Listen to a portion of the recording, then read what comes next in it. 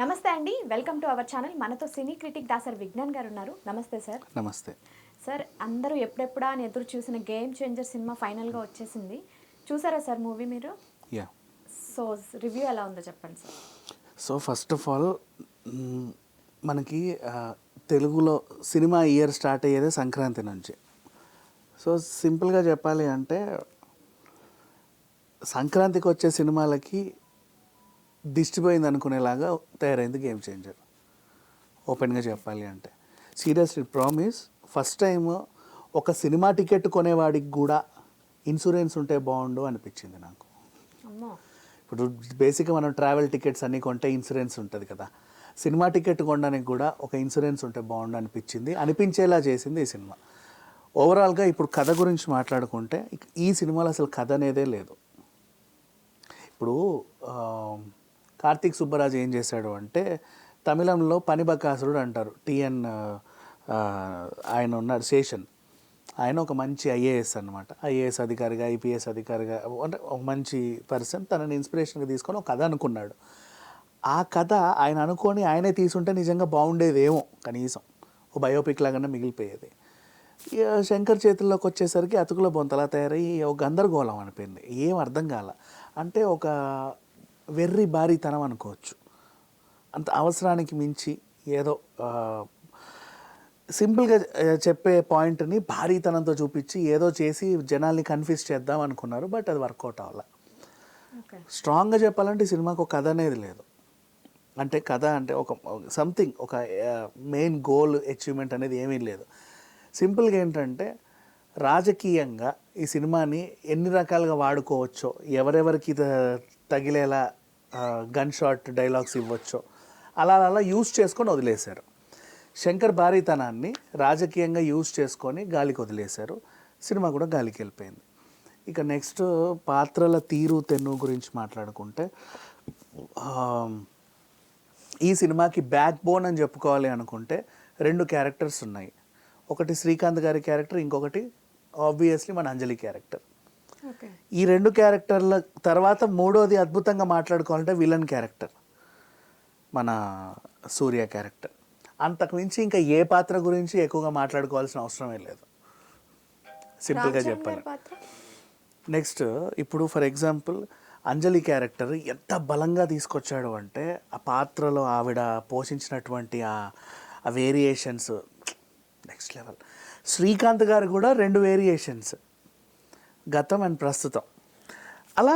And ఇంకా కొంచెం చెప్పుకోవాలంటే సముద్రకని గారు బాగానే చేశాడు. అండ్ ఇంకా మిగతా వాళ్ళందరూ కూడా ఇట్స్ ఓకే, వాళ్ళ పాత్రల పరిధి మేరకు they have done very good job. Ram Charan గురించి మాట్లాడుకుంటే, ఇప్పుడు game changer cinema Ram Charan అనుకుంటున్నారు కదా, అలా అనుకొని వెళ్ళిన వాళ్ళకి నిరాశ ఎదురవుతుంది. అక్కడ ఏమీ లేదు చెప్పుకోవడానికి. ఇప్పుడు ఓపెన్ చేస్తేనే అదేంటిది పాపం ఎవరినో ఇష్టం ఉన్నట్టు కొట్టేస్తారు. పాపం వాళ్ళు ఎందుకు వచ్చి ఈయనతో కొట్టించుకుంటున్నారని, కొట్టించుకునే వాళ్ళ మీద జాలేస్తుంది మనకి. ఎందుకు కొడుతున్నాడో అర్థం కాక. వాళ్ళందరినీ మరీ అంత పెద్ద తప్పేం చేయాలంటే, అసలు మరీ భారీ నేరం ఏం చేయాల. రైలు పట్టాల మీద వాళ్ళని మెడేసి కట్టేసి ట్రైన్తో తొక్కించి చంపేద్దాం అనుకునే అంత తప్పైతే వాళ్ళు ఏం చేయాల. దాన్ని మళ్ళీ ఈయన కత్తితో పడపడపడపడ విడిపించుకొని అలా తీయడం, అది కొంచెం అంటే వినయ విధేయ రామ గుర్తొచ్చింది నాకు కొన్ని సీన్స్లో. ఇలా ఉన్నాయి. అది దాన్ని ఏంటో ఏం చెప్పాలో అర్థం కావట్లా. కథ అనేది లేదు. కథనం నడిచిన విధానం అయితే పర్వాలేదు, కొన్ని చోట్ల అట్టటట్ట సాగిన ఇంటర్వెల్ మెచ్చుకోవచ్చు. ఇంటర్వెల్లో ఇది కదా శంకర్ మార్కు అని కనబడింది కొంచెం. అమ్మయ్య ఇంటర్వెల్ తర్వాత ఏదో చూపిస్తాడు అనుకుంటే ఏదో లోకానికి తీసుకెళ్ళి వదిలేసాడు. మళ్ళీ రావడానికి టైం పట్టింది, ఎప్పుడు వచ్చామో తెలియదు, సినిమా ఎప్పుడు అయిపోయిందో తెలియదు. ఇలా తయారైంది. నెక్స్ట్ సాంకేతిక వర్గం గురించి మాట్లాడుకుంటే, ఎటు చూడు భారీతనం, ఏది చేయి భారీతనం. అంటే అవసరం లేని భారీతనం అన్నమాట. అవసరం లేని అని ఎందుకు అన్నానంటే ఒక పాయింట్ చెప్తా.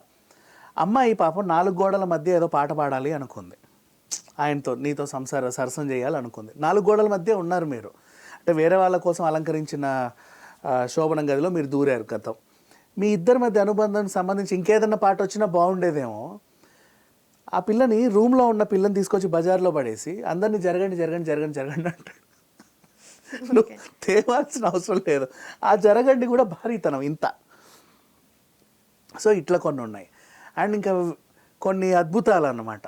యాక్చువల్గా ఎలక్షన్ కమిషన్ స్ట్రాంగ్ రూమ్ అంటే అసలు మనం నెక్స్ట్ లెవెల్లో ఊహించుకుంటాం. ఈవీఎంలని మీ అదేంటి పిజ్జా డోర్ డెలివరీ చేసే డ్రోన్లు ఉంటాయి, వాటి తీసుకెళ్ళి ఇట్లా కాలనీలు తిరుగుతూ ఉంటాయి అనమాట. అవి చూడండి అని, అదేంటో కూడా అర్థం కాల. అది భారీతనంగా దాన్ని చిత్రీకరించారు, బట్ అది పేలవంగా సాగింది. ట్రాన్స్పరెన్సీ చూపిద్దాం అనుకున్నారా? ఏం చూపిద్దాం అనుకున్నారో తెలియదు కానీ ఏదో చూపించారు మొత్తానికి. అది అద్భుతం అని అనుకునే లోపే ఏంటిది అనిపించింది. ఇక సాంకేతిక వర్గంలో కెమెరా పనితనం ఇట్స్ ఓకే, నిర్మాణ విలువలు ఎలాగూ అంత భారీ ఖర్చు పెట్టారు కాబట్టి బాగానే ఉంటాయి. డైలాగ్స్ గురించి ప్రత్యేకంగా చెప్పుకోవాలి. ఏపీ రాజకీయాలను టార్గెట్ చేస్తా భారీ భారీ డైలాగులు ఉన్నాయి, అవి అర్థమయ్యే వాళ్ళకి అర్థమవుతాయి. అండ్ ఈ కథకు సంబంధించి అయితే అవి అవసరం లేదు బేసికలీ చెప్పాలి అంటే. నువ్వేమనుకున్నావు సింపుల్గా చెప్పాలంటే, టిఎన్ శేషన్ గారి జీవితం ఆధారంగా ఒక మంచి సిన్సియర్ ఐఏఎస్ అధికారి, ఆయన జీవితం ఆధారంగా ఒక కథను అనుకున్నావు. అలా అద్భుతంగా ప్రజెంట్ చేస్తుంటే బాగుండేది. నువ్వు అక్కడి నుంచి తీసుకొచ్చి ఆంధ్ర రాజకీయాలకి, ఇంకో రాజకీయాలకి, ఆ రాజకీయ నాయకులు ఈ మధ్య కాలంలో చేసిన పనులన్నింటినీ టార్గెట్ చేసి, ఇసుక మాఫియా లాంటిదే, తండ్రిని చంపితే సీఎం అవుతాం అన్నాడు, జగనే నిజంగా వైఎస్ఆర్ని చంపాడా అనే ఒక తీరు తెచ్చారు. అండ్ అలా మళ్ళీ ఆ ఇసుక మాఫియా మనకు తెలిసిందే. కొన్ని చోట్ల పెద్దిరెడ్డి రామచంద్రారెడ్డి, కొద్ది చోట్ల ఇంకొకరు, వీళ్ళందరూ గుర్తొచ్చేలాగా అన్నీ పెట్టేశావు. ఇసుక మాఫియా అదే, దాన్ని ఇంకా హైలైట్ చేశారు మెయిన్. ఇట్లా ఉన్నాయి చాలా సీన్స్, ఏం అర్థం కాల, మొత్తం అతుకుల బొంతాయి. ఇది ఏటతికి ఇచ్చినా కూడా పాటల గురించి చెప్పాలంటే వెర్రి భారీతనం, అది అంత అవసరం లేదు బేసికలీ చెప్పాలి అంటే. మామూలుగా కూడా పాడుకోవచ్చు, అంటే సందర్భానుసారం కూడా పాటలు రాలేదు. ఇందాక నేను చెప్పిన ఎగ్జాంపుల్ అదే, 4 గోడల మధ్య వీళ్ళిద్దరు నీతో పాటు ఉండాలనుకుంది, ఒక మంచి రొమాంటిక్ సాంగ్ ఉండొచ్చు. నువ్వు గదిలో ఉన్నావని తీసుకొచ్చి బజార్న పడేసి ఊరందరినీ జరగమనాల్సిన అవసరం లేదు. నీకు అర్థమైంది? అలాంటి సిచ్యువేషన్సే అన్నీ ఉన్నాయి. ట్రాఫిక్లోకి వచ్చి గెంతి అందరినీ డిస్టర్బ్ చేయాల్సిన అవసరం లేదు. అండ్ థ్యాంక్ గాడ్ ఆ నీళ్ళ మీద నడిచినటువంటి సాంగ్ లేదు, తీసేశారు, లేకపోతే మనం హైరాణ పడేవాళ్ళం. ఓకే, ఇంకా కామెడీ ఏమన్నా చేద్దామని ట్రై చేశారు పాపం, కామెడీ చేద్దామనే ట్రై చేశారు, చాలా చోట్ల ట్రై చేశారు. అది కామెడీ అని కూడా వాళ్ళు ఫీల్ అయ్యారు, మనం ఫీల్ అయ్యేసరికి సినిమా అయిపోయింది. ఇకపోతే ఈ సినిమాకి నేను ఇచ్చే రేటింగ్, దీనికి అసలు రేటింగ్ ఇవ్వడానికి కూడా నాకు నోరు రావట్లేదు సీరియస్లీ. బాటమ్ లైన్ ఒకటి చెప్తా అంతే, దోప్.